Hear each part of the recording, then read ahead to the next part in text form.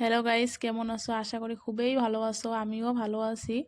আজকে একটা নতুন রেসিপি নিয়ে আপনার মাঝে হাজির হলাম। এই রেসিপিটা একবার এভাবে বানিয়ে খেলে বারবার খেতে চাবেন। আমিও এই ঢেঁড়সটা বেশি একটা পছন্দ করি না। আহ, এইভাবে বানিয়ে খেয়েছি, এত যে টেস্ট লেগেছে, এত মজা লেগেছে, সর ভাষা আর প্রকাশ করতে পারি না। আমি প্রথমত ঢেঁড়সটা কেটে নিলাম। কোন সাইজে কেটে নিলাম আপনারা দেখে নিয়েছেন। এইভাবে কেটে নেবেন। তারপরে আমি প্যান বসে দিয়ে দিলাম। প্যান গরম হওয়ার পরে তেলটা বেশি করে দিবেন। তেল দেওয়ার পরে সামান্য একটু হলুদ দিয়ে দিলাম। দেওয়ার পরে আমি ঢেঁড়সটা সব একসঙ্গে দিয়ে দিলাম। দেওয়ার পরে লাড়াচাড়া করে ঢাকনা দিয়ে ঢেকে দেব 10 মিনিটের জন্য। এখানে আমি লবণ ব্যবহার করিনি। লবণ ব্যবহার করলে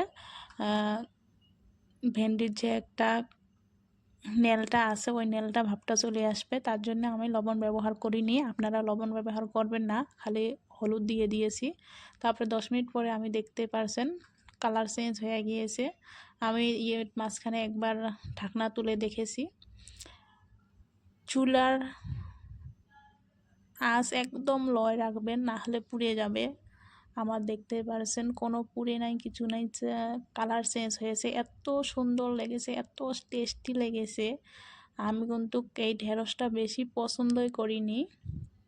আপনার ঘরত যদি কারা কারা পছন্দ করে না, একবার এভাবে বানিয়ে খাবেন, বারবার খেতে যাবে।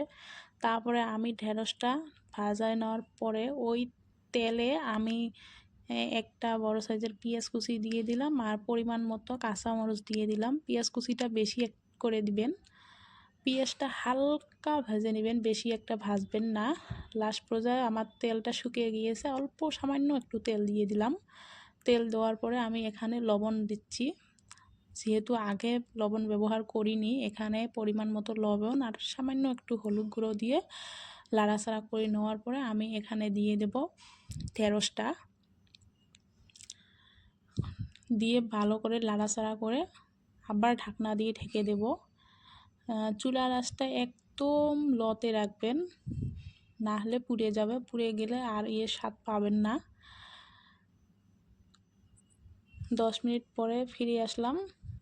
চুলার আঁচ কমে দিয়ে ঘেমে ঘেমে হয়ে গিয়েছে, পুরোটা সিদ্ধ হয়ে গিয়েছে। এখানে পানিও ব্যবহার করিনি আমি। এত টেস্টি লেগেছে, এত ভালো লেগেছে। যারা যারা আমার চ্যানেলটা সাবস্ক্রাইব করনি, প্লিজ সাবস্ক্রাইব করে দেন। সবাই ভালো থাকেন, সুস্থ থাকেন। সবাইকে আল্লাহ হাফেজ।